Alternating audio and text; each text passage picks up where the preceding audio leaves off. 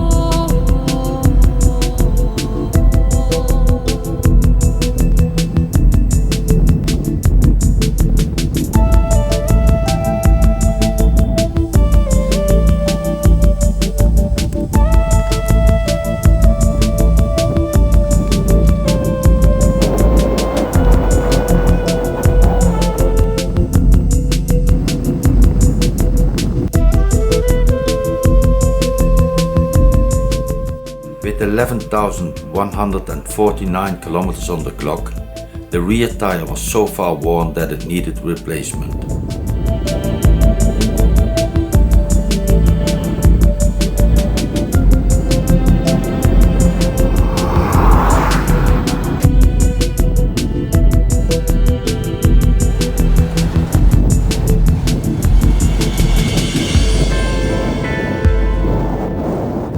After I discovered a hairline crack at the point where the subframe joins the frame and a long search for a place where they could weld aluminium, I ended up at a fish factory. There they welded thick plates to the cracked part of the frame. It didn't look very pretty, but did the job.